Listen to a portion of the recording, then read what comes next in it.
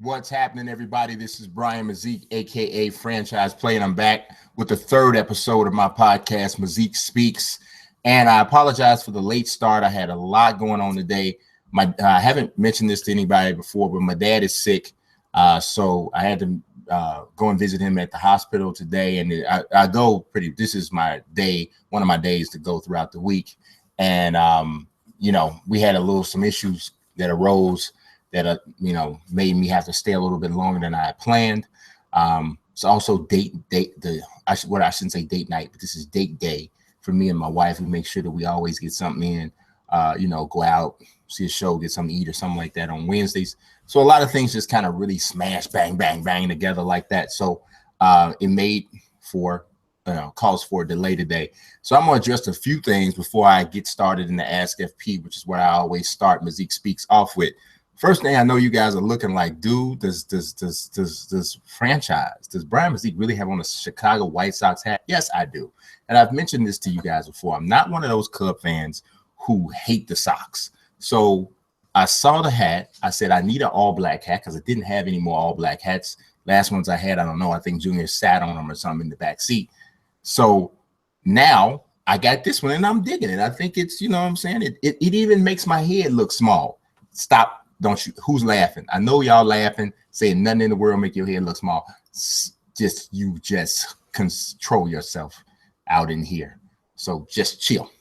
So we're going to do Ask FP today first. And we're also going to go into some, once I break out of that, we're going to go into the NBA trade deadline, my thoughts, the stuff that's happening. Since this is a live podcast, I'm going to go on Twitter right here with y'all. And I'm going to scroll through my Twitter list. That's one of the things I want to tell people too, man. A lot of people feel like you got to follow everybody to stay up on certain information. And you really don't have to do that. People need to learn how to use lists on Twitter. It's very, very cool. You don't have to follow everybody. So we're going to do that. But I am going to also be writing up a review of sorts on the Nike PG1s, the Paul George shoes in the 2K colorway. I got my hands on these bad boys. If you can see them, they even got a little dirty already because I got a chance to play in them already. These are really sweet. I love this color. And if you look here on the inside, I got to turn it this way. It's actually got Paul George, his render on the inside of the shoe from the game. So I think that's really cool. You guys definitely read my review when I put that up on Forbes. Also, if you're watching this video and you dig your boy would be me. Go ahead and how do you go on that like button? Throw it. Just do that. Hit the like button. Just make sure you hit it. No matter what happens, make sure you hit the like button. I need that. I need some likes in my life. Right now, I'm feeling unliked. I'm feeling a little unliked. So y'all, can somebody make me feel liked? I'd appreciate that. Also, if you haven't subscribed before, 9 times out of 10, if you're watching this, you probably are a subscriber, especially at this early portion of the video. But make sure if you haven't subscribed, go ahead and hit that subscribe button for me as well. So without further ado, let's go ahead and jump into Ask FP. And I'm going to do my best, guys. I got some other stuff I got to hit today, but I'm going to do my best to make sure I go ahead and cut this up. I have been planning to do that all along. It's my third episode. I haven't cut it up yet. So basically to make smaller videos and also to add that table of contents as well that I wanted to do. All right, so let's see here. Our first question comes from Super Bowl 51 champs. 5 rings on that bad boy. And his name is Tristan Sports. That's actually the Twitter handle, but the Twitter name right now is Super Bowl 51 champs. He says at one point, LeBron James and Kevin Durant were consensus number 1 and number 2 in the NBA. Is that still the case? And if not, when did that change? For me personally, I don't think there is a consensus number 1. Not right now. I think even when LeBron was absolutely the consensus number 1, and let me make myself clear here. LeBron is still the best player in the world, in my opinion. I think he is. I think some people don't necessarily believe that, and I think some of the people that don't believe that are kind of haters. Let me put that out there. But the people, like the other people who I think would get some love for best player in the league, are Kevin Durant, Russell Westbrook, James Harden, and Steph Curry, right? I think you could find some people, whether or not it depends on how you want to judge their basketball knowledge or not. I think you could find some people that would make a case to say that any of those guys are the best players. So obviously, if that's the case, then there's no consensus, number one. If you ask me when did that change, I'd say it changed with Steph Curry's first MVP. I think that's when it changed, because MVP still resonates with people like, oh, well, that must be the best player in the league, which doesn't necessarily mean that, because if that was the case, Michael Jordan would have won 10 MVPs because he was the best player in the league for at least 10 years, at least 10, right? So, but that's not the case. That's why I'm a proponent of there being a most outstanding player as well as the MVP, because I think the most outstanding player should be based on a specific formula. You know, like, well, so there's no argument, there's no nothing. And I don't know, because we all know how Per goes. Per's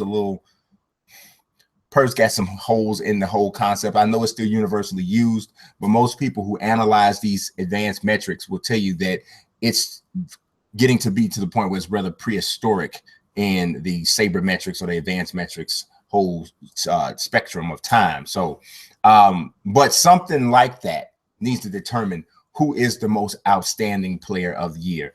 I would like to see that given along with the most valuable player, because the MVP is not always the best player. All right, so let's go to our next question, which comes also from Super Bowl 51 champions, aka Tristan Sports. And let's see what Mr. Tristan Sports is saying with this one. He says, if the Celtics offer Jaylen Brown, Rozier, and a number 17 Nets pick, and another first, who would be the best option to trade for? That's a lot of first-round picks. I don't know if I'm the Celtics, I don't know if I'd give all that up. We're talking about the guy you just picked number 3 overall this past draft. Now we're talking about another number 1 pick, which could very well be could be the first pick in the draft this year, and another first-round pick. I mean, man, if you're going to give all that, I mean, I know you probably asked this question before DeMarcus Cousins was being traded, but you need to be giving me. So say for, we've heard about the Bulls trade with the Celtics. The Bulls need to be giving me Jimmy Butler, one of their first round picks, and like Doug McDermott and Denzel Valentine. Or maybe just Doug McDermott, the first round pick, and Jimmy. Yeah, that's probably what because you're talking about, that's 3. Well, it's not going to be, no, you know what? I changed that. So I say, because I was thinking it's going to be 3 lottery picks, but it's not going to be 3 lottery picks. So it's going to be 2 lottery picks and a late first round pick, because the Celtics are obviously going to be there. If you get the Celtics giving their first round picks moving forward, it's going to be from 26 down, right? So we're talking about a late first round pick, potentially the number 1 pick overall, and Jaylen Brown, who was the 3rd round pick, who was the 3rd pick overall last year in a bad draft. And Rozier, which is Terry Rozier is this. Yeah, okay. So I'd say Jimmy and McDermott. Jimmy Butler and McDermott. I think that works. I think that works. And some people will say that the Bulls are getting gypped because we know who Jimmy Butler is right now, and we don't know who those picks are going to be. We don't know what Jaylen Brown's going to turn out to be, right? But hindsight is 20/20, of course. But when we look back and we see guys, people get traded for picks, and that pick turned out to be a superstar, then that's when everybody's like, oh wow, that turned out to be a great pick. So, everybody wants the I knows, but sometimes you gotta trust your scouts, and sometimes you gotta trust your ability to forecast talent. You can always get unlucky in regards to injuries and that sort of thing, but I do believe I'm a big proponent in building through the draft, definitely. And sometimes you got to give up something good to get something great, and that's what I think. That's why I think the Bulls are. But it is what it is. All right, next question comes from Jared Young, and he says, thoughts on Georges St Pierre's returning to the UFC, and who should he fight? Well, GSP is definitely coming back to the UFC. I mean, it's been officially announced. I'm cool with it. I mean, but I think George St Pierre is like 37, 36, somewhere in there. So he's no spring chicken. So he definitely needs to be thrown right into the fray in regards to the whole welterweight title picture. If he's going to get there, I am not sure that GSP still has it. You know, that's the thing about it. I'm not sure he still has it. So if he doesn't still have it, now is he going to be served up to the 170 pounds is not for the punks. It's not for the faint of heart. Tyron Woodley, Damian Maia, Stephen Thompson. These dudes are waiting, willing, and gangster up there at 170. You know what I mean? And that's, I ain't even name. I mean, let's just take a look right now. We're gonna pull this up. This is the benefit of doing this the way I'm doing it right now, right here, live, being able to go in and look at, you know, stuff right here while we're talking about it. I'm going to show you this here with the welterweight rankings. Let's share the screen real quick, guys, so we can see what I'm talking about in regards to the welterweight rankings. Number one, obviously, Tyron Woodley is a champion. Then you got Stephen Thompson, Robbie Lawler, Damian Maia, Carlos Condit, Neil Magny, Jorge Masvidal, who just smoked Donald Cerrone. You got Dong Hyun Kim, Donald Cerrone, Gunnar Nelson, Tarek Safadine. All right, so you throw, and Santiago Ponzinibbio was a new member of the top 15 after he just knocked out Norbin. God, what is the man's name? Norbin Taleb at UFC Fight Night 105. So if I'm looking at this, and obviously we're knowing that GSP needs to have somewhat of a big name. To me, the guy that sticks out to me here, it has to be the fight that GSP should get coming back in, is Robbie Lawler. And I say that because Robbie Lawler, his last fight, obviously he lost the title to Tyron Woodley, got knocked out in the first round, got caught, right? Bang. Robbie Lawler's been in a ton of wars. I'm not even sure what Robbie Lawler has left because he's been in a lot of wars. So GSP stepping in to face him is obviously two humongous names. And that you want to talk about selling a pay-per-view, those two guys can sell a pay-per-view. Lawler's been out of the mix.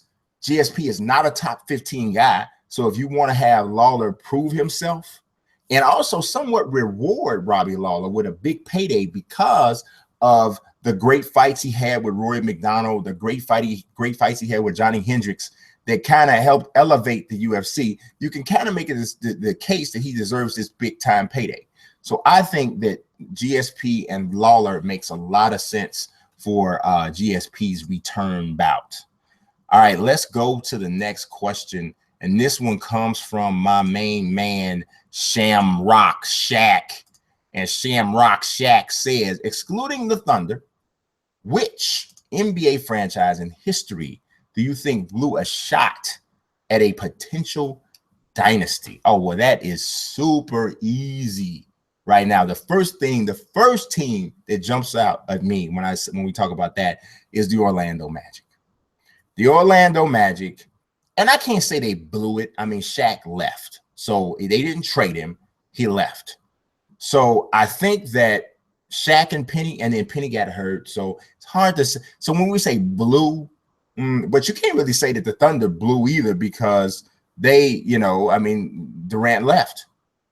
So by the same definition or with the same terms, yeah, definitely Orlando Magic with Shaq and Penny. And I mean, those two guys together could have easily been Kobe and Shaq. Could have easily been that. Easy money. Could have been that. So if we're talking about teams that didn't, like, you can look at a team like the Sacramento Kings of the early 2000s, right? They didn't blow a dynasty. They just weren't good enough, right? So it's difference between blowing a dynasty and not being good enough. They came up against a better Lakers team 2-3 years in a row and couldn't get it done. The Portland Trailblazers came up against the Detroit Pistons, and they came up against the Bulls, and they weren't good enough. So they couldn't get it done. That's the Drexler, Terry Porter teams. The New York Knicks of the 90s with Ewing, Starks, Oakley, and all of them. Those guys couldn't beat the Bulls.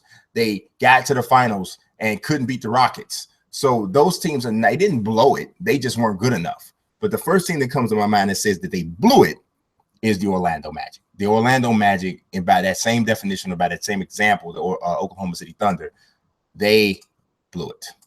All right, the next question comes from Jared Young, and Jared Young asks, who do you think is going to win, Anthony Joshua or Vladimir Klitschko? Man, that's a good question, man. It's a good question because this is going to be a true test for Anthony Joshua. And I'm not so much saying this because, I believe that Klitschko is still this tough. Klitschko is old, and he's at a place. Now, obviously, old for a heavyweight in boxing is different than any other weight class. Heavyweights can be effective into their 40s. Many of them don't even hit their prime into their early to mid 30s, right? Many of them don't. If you look back at the most recent heavyweight champions, you'll find that to be the case. You got certain guys who are exceptions, like Anthony Joshua, like Mike Tyson, who won titles early in their career. But if people don't realize, I think Deontay Wilder's like 31 or 32. So this is how it goes down, right? I'm still going to pick Anthony Joshua, right? But this is the fight, or a fight, that could expose him for not being able to handle a crafty heavyweight. Here's the thing. I know that Klitschko still doesn't have a great chin. I know that he doesn't. You don't just develop that, right? A chin is something that a guy either has or he doesn't. But what Klitschko was able to do with the help of the legendary trainer Emmanuel Stewart is to figure out a way to fight to keep from having the best way to get over having a vulnerable chin is to stop taking big shots. That's something Amir Khan has never figured out. But Klitschko, because of his frame and the length of his arms, they crafted a very defensive style for him that allowed him to keep guys off his chin. And so he hasn't all of a sudden gotten a great chin. His defense has gotten so much better. So can he keep Joshua away from that chin? Because Joshua's so big and so strong and such a big time puncher. If he lands a big shot on Klitschko, he's going night-night. Sheepy time. It's going to happen. So I'm still going to go with Joshua. But I know about the experience, the craftiness. I know how serious Klitschko's taking this fight. I know what type of shape he's going to be, and I know how mentally focused he's going to be. So he's going to be the best Vladimir Klitschko that he can be at this age, which is a very advanced age. I believe Vladimir is, 43 maybe, or 42? He's 40. So he's not even as old as I thought. And he'll be 41 on March 25th. So like I said, he's not a spring chicken. So we'll see what happens. I got to go for right now. I got to go with Joshua. I don't think that's going to change, but I'll put it like this. I would not be shocked if Klitschko was able to pull out a decision victory, but I'm going to go with Joshua. All right, let's go to the next question. And this one comes from my man, Simon Torvey Sunland. And he asks, what did you think about the dunk contest? Now, my face is not on the screen right now, but I'm going to show you what I thought about the dunk contest with one look.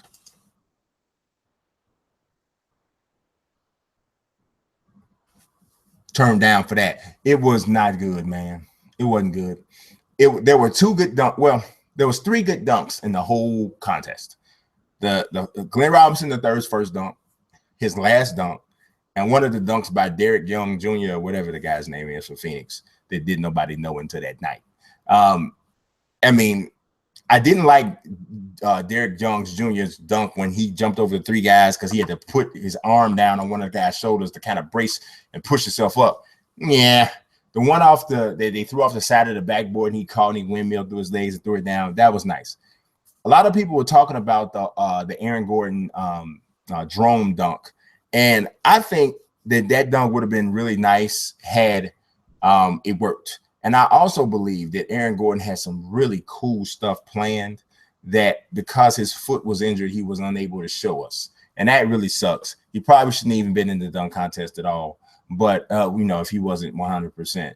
But, it is what it is. Yeah, but overall, no, I thought that dunk contest was boo, boo, baby, boo, boo, baby.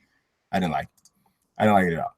All right, let's go to the next question. And this one comes from Victor Daniel Torres, VDT to be short. All right. He says, will John Jones versus Daniel Cormier ever happen? It definitely is. It's going to happen. The rematch is going to happen.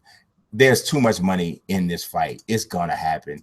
The hype for it's going to be amazing. And oh my God, the stuff Cormier is going to say, all right, you're going to show up this time, John. You're going to have another drug binge, John. You never know what's going to come out of these guys' mouths. They can't stand each other. They, it's nasty, right? I do think for sure it is going to happen. All right, the next question comes from Victor Daniel Torres, and he says, in your opinion, will Westbrook and Durant ever make up? I think you asked this before the All-Star game, so I think we saw a little bit of them kind of, squashing the beef a little bit. But I really don't even think it's as deep as people think. I think they're somewhat playing into the whole media thing a little bit, having a little bit of fun with it. Do I think they're best buddies and kicking it and up playing online NBA 2K right now? No, I don't think that. But I don't think they hate each other the way people are kind of trying to make it seem like. I don't think so. Let's see. Our next question comes from Cameron Johnson. When you come in the room, state your name. Say, my name is Cameron Johnson. I challenge you to a duel. He says, how do you think this whole DeMarcus Cousins on the Pelicans thing will work out? Also, is this the greatest deadline move ever? I can't call it the greatest deadline move ever, Cam, because we got to wait to see what happens. We got to see how this works out. I think that those two guys already form Voltron. No, already form the best front court. The best combination of bigs in the entire NBA. I don't even think second place is close. It's absolutely filthy down there in the Big Easy with those two bigs.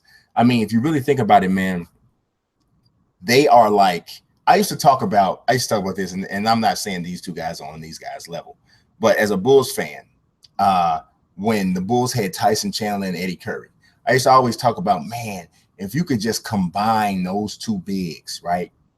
You'd have the perfect big man, because Eddie Curry could score with his back to the basket, good footwork. He had soft hands, nice soft touch around the basket. He was a really good offensive center. If you look at some of his statistics, even with him going in and out with attention span and injuries and stuff, you look at some of his stats, you'll see Eddie Curry could score. But he was not physical on defense. He didn't rebound as well as he should have, and he didn't have work ethic, and he didn't stay in shape. Okay, on the other hand, you look at Tyson Chandler. He was an outstanding athlete. He had run jump skills. He was great on defense. He was very passionate, played the game hard. If you could have combined both of those guys, he had one of the best centers to ever live. When you look at the Pelicans, you're looking at like that concept 2.0, because DeMarcus Cousins is sickening when he's talking about playing with his back to the basket and face up. He's knocking down threes. He's doing all this. The dude is almost near unguardable. He can handle the ball. He can pass. Anthony Davis is extending range out the three. He's one of the better. He might be the best mid-range shooter among big men in the league. Maybe you get some sort of competition from Brook Lopez and guys like that. But AD drains that mid-range jump shot. He's a freakish athlete. He's a nasty, ridiculous shot blocker and rebounder. Oh my God! But the Pelicans don't have anybody around those guys. They got Drew Holiday and a bunch of dudes that look like a My Team starter pack. So obviously they got to add some depth there to that team, but those building blocks are right there. And man, I mean, they're a playoff team right now, I think, for sure. And if they can add a free agent or two, next year, man. And obviously if DeMarcus Cousins can act like a normal human being, and you know what? I don't think he just might. I think this trade really might have really shook him. Like, dude, you're dope. You're the best. You're arguably the best big man in the NBA. But if you are negative for a culture, even one as futile as the Sacramento Kings culture, it's a chance you could be moved, bro. It's a chance you could be moved. So we'll see. All right, the next question comes from Solomon, a.k.a. 28 Francis. And he says, who you got for the NBA's most improved player? I'm going to tell you something right now, man. And I'm going to show you this so that I can somewhat get y'all to see what I'm saying. Because some people might be like, no, he was dope last year. But it ain't about did you suck last year and now all of a sudden are you good? It's not about that. It's about how much did you improve from one year to the next. And I'm going to show you, and we're going to zoom in on this so you can see. These here, I'm going to show you, give me un momento right quick so I can show you what I'm talking about. Look at these statistics, guys. These are the stats for Isaiah Thomas. Now, I know a lot of y'all are saying Isaiah Thomas was good last year, dog. But like I'm telling you, it's not about were you good last year. It's about how much did you improve. And look at the stats from 2015-16 when he was an all-star. 22 points a game. It's awesome. It's great. But his points per game average have jumped 7.7 points. Okay, his assists are the same, steals are a little bit down, the rebounds are a little bit down, his free throw percentage is up, he's getting to the line more, he's shooting better from 2-point range, he's shooting almost 30% higher from 3-point. Almost 30% high. Wait a minute, almost 30% higher from 3-point range. He's shooting, what is this? 39% higher from the field. Playing more minutes. I mean, this is a humongous leap. And I know we tend to always want to give the most improved player to a guy who had this humongous breakout season. He's gone from like a guy who was barely playing any minutes to a guy who is, I'm showing you guys email, a guy who was barely playing any minutes to a guy who was now all of a sudden he's this, he turned into a star. But it's not about that. It's not about that at all. It's about, dude, I mean, just look at how much he has jumped. Look at how big of a jump he's had from a scoring standpoint to a scoring standpoint, just about in every single category. You can't ignore how much he's improved. You can't. And I know he's in the MVP conversation, but that shouldn't eliminate him from most improved player as well. All right. The next question comes from Simon Torvey Sunland. And he says that we're actually kind of staying in the same vein with this one. He asked, are the Sacramento Kings the worst run franchise in the NBA? I would have to say it's really close. I mean, if you want to talk about from the beginning of time to now, or, the beginning of their organization to now, you might have some arguments from the Clippers. The Clippers have been a horribly run franchise the majority of their existence. I'm going to be honest with you. If you take out the Jordan years, the Bulls have not been run all that well either. So it is what it is. But I mean, if you look at the Kings and their lack of success, I don't know. I mean, the Kings had a really good run in the 2000s with Vlade Divac, Chris Webber, Peja Stojakovic. The Clippers have never had a run like that, not that sustained. Even right now with Chris Paul and Blake Griffin, they've had a decent run. They have been a perennial top level team in the Western Conference for the last 3 or 4 years, right? But they've not reached the pinnacle that the Kings reached in the early 2000s.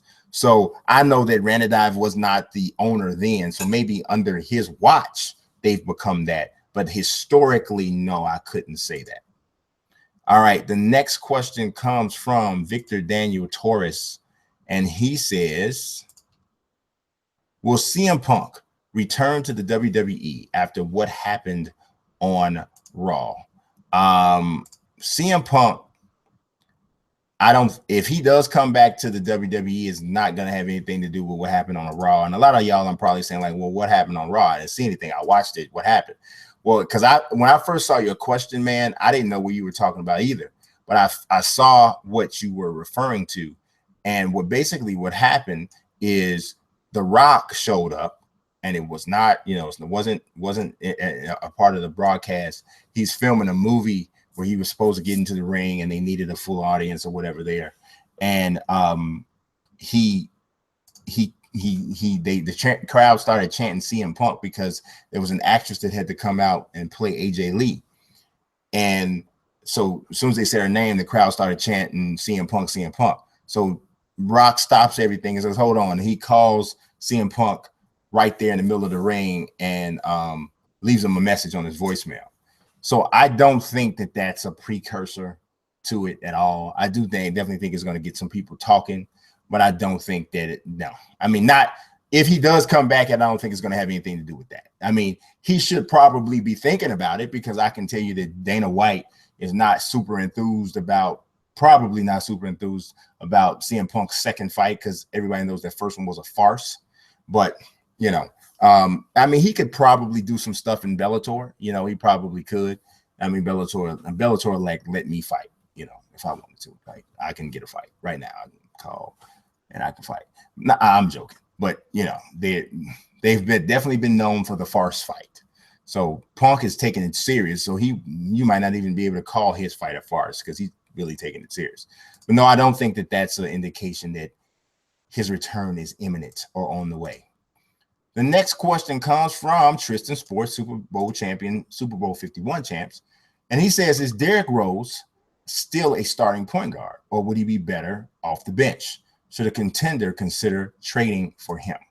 I said this a little while back. I don't know if I said it here or if I said it just in some other conversation, but I do believe that Derrick Rose's best role right now for a team is off the bench as a automatic scorer, like a Jamal Crawford type of a role. Come on, I mean, because it's proven he can still score. Nobody can stay in front of this guy. He can get super hot. He scores from just about everywhere except for beyond the three-point line. He is a demon to stop. And if you let him play that role, just coming off the bench, chasing offense, I think that he can be very valuable in that role. Now, from an ego standpoint, can he accept that role? That's a whole nother story. And spot starting here and there, absolutely he can. Even being on the floor at the end of the game, yes, I think he can, especially if he's scoring.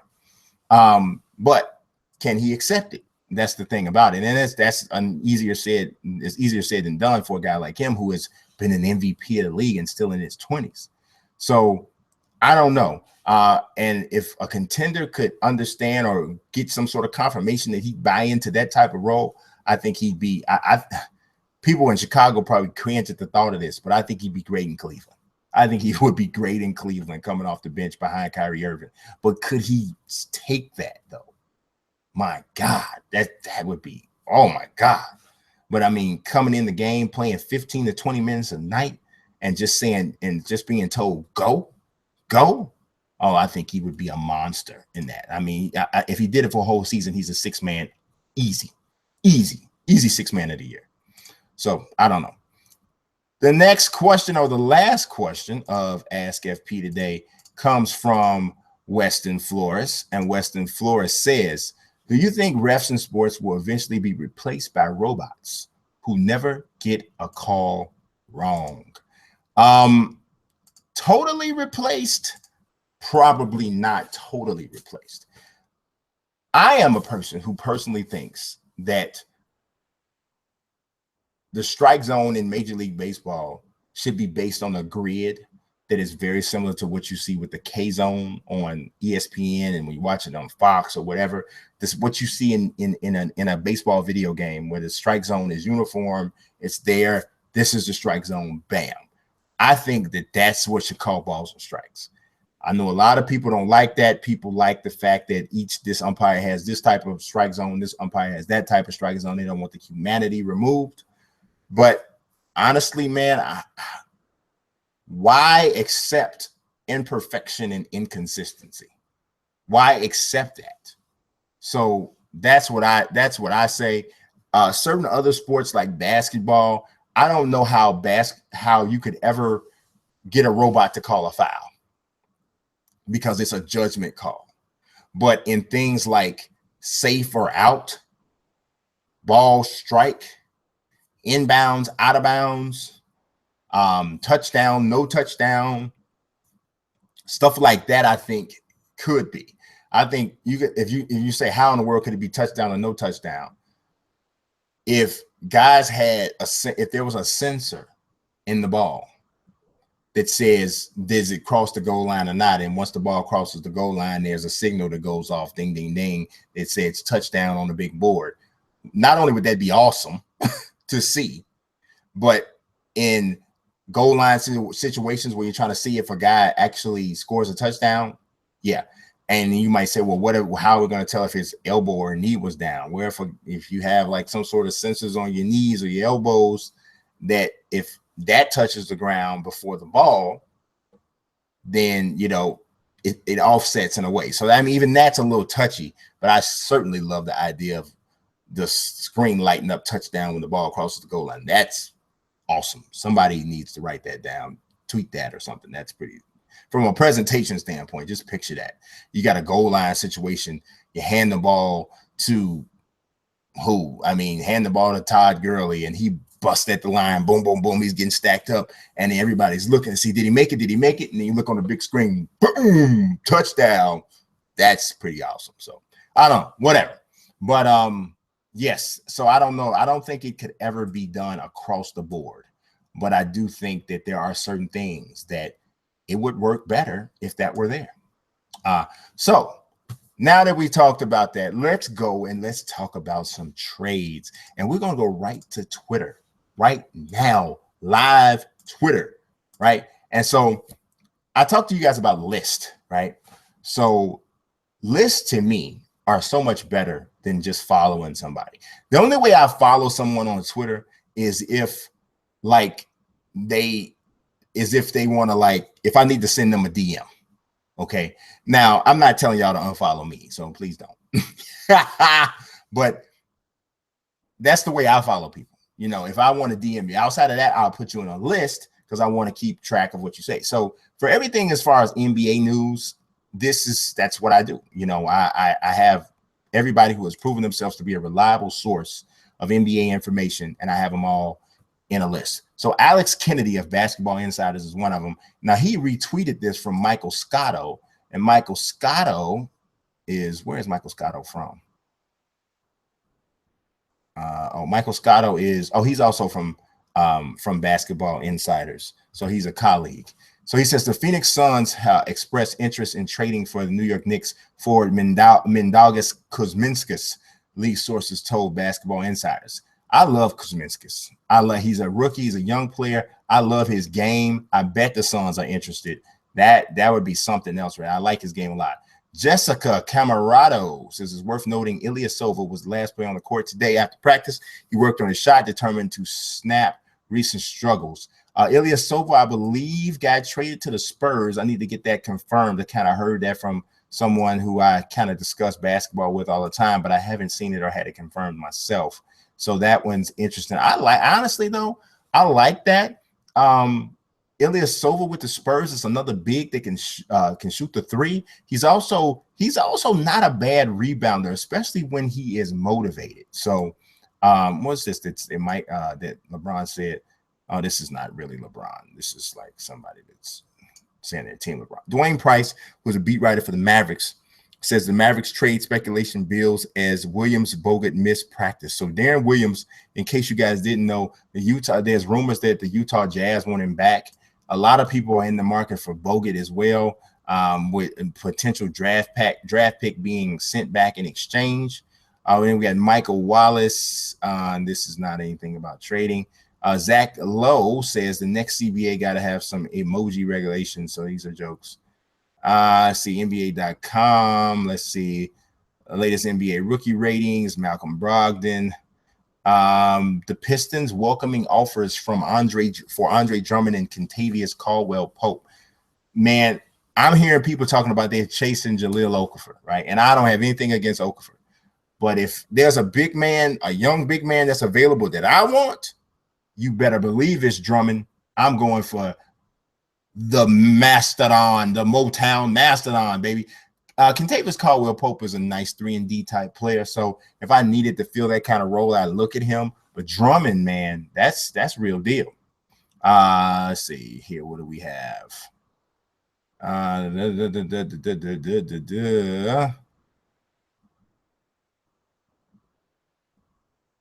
Let's see. What do we have?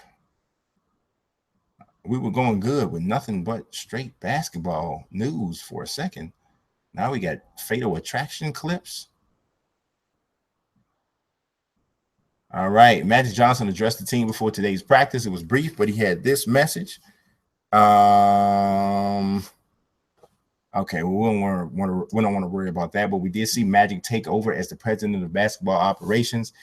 Apparently, he has hired former agent Rob Pelinka as the GM, and he made a trade sending Lou Williams to the Rockets for Corey Brewer and a draft pick. That was not about that trade had nothing to do with Corey Brewer. He's just a throw-in to make it work from a money standpoint. The Lakers wanted that draft pick. That's what they wanted for sure. Let's see what else do we have. We'll take a look at 3 more, and I'll give you my thoughts on that. Let's see. In his 2 games in Sacramento as a member of the Pelicans, Buddy Hield said the Kings owner Vivek Ranadive would say, "We're still going to get you." Oh, okay. So Ranadive has long been in love with Buddy Hield. He's got him. They said he believes he can be another Steph Curry. That sounds like a guy who doesn't know a lot about basketball. That's exactly what that sounds like. And I'm not saying anything bad about Buddy Hield, but they don't even play alike. I mean, you got a guy because they both can shoot threes. I have no idea what he's talking about. That scares me. Bogdanovich was sent to the Wizards from the Nets. They did want to dump him. I heard about that. Bogdanovich can score. He can score. So if the Wizards are looking for somebody to bolster their bench, I think they did get a nice piece there. All right, so let's look at one more piece here before I bounce out for this, and then me and Junior go ahead and we start to do our stream. Look at this. But we got to look at this one now. The Bulls are trying to trade Mirotic in a package for 76ers Jahlil Okafor. So now let's take a look at what this says. This is on The Score, and it's written by Victoria Gwynn, and she says this: the Chicago Bulls may be on a mission to bring Jahlil Okafor home. Yes, he is from Chicago. The team is trying to swing a deal with the 76ers to acquire the sophomore big man while giving up forward Nikola Mirotic. Sources told Adrian Wojnarowski of The Vertical. So this is Wojo's this is his update, even though it's a see, that's something that you guys always have to pay attention to. And because this is what I do for a living, I'm conditioned to look at who broke the story, because you may be looking at it on The Score, but if it's a reputable website or reputable publication, they're going to say where they got the information from if it's not theirs, right? So they're talking about this deal, what have you. And let's see, we can skip past all the stuff that we know about how old he is and what he shoots from the field and within 3 feet of the rim. We know all that, or we can find that out somewhere else. That's not what we're interested in. But it says the Sixers held Okafor out for a few games before the All-Star break because the trade was reportedly imminent. It's believed the Portland Trail Blazers nearly landed the Chicago native, while the Indiana Pacers are rumored to still be in the mix for him. Meanwhile, Mirotic is having a down year in the Windy City, and the 26-year-old is averaging a career low 9 points on 38% shooting from the field and a shade under 30% from long range. So 76ers fans might be saying, well, why in the world would we want him? Well, Mirotic does have some upside. He's had some decent seasons. I think he needs a change of scenery more than anything. And he isn't a restricted free agent at the end of this season. So if he is dealt, the Sixers would have a decision on their hands. Do you want to match the whatever offer he may receive from another team, or risk losing him for nothing? Because if that's the case, then essentially all you've done is pretty much give Okafor away. So that to me is the reason why the Sixers will probably want to get something else from the Bulls in the event that Mirotic doesn't play well and they end up not wanting to re-sign him or being not willing to match what another team offers him. So there's that whole deal. That's what I got so far from on the trade front. I appreciate you guys watching as always. I'm going to be right back like in about 15 minutes. I need to set up for the live stream. NBA 2K Legends Project 3. We're moving along. I talk a little bit about where we are in regards to the process there.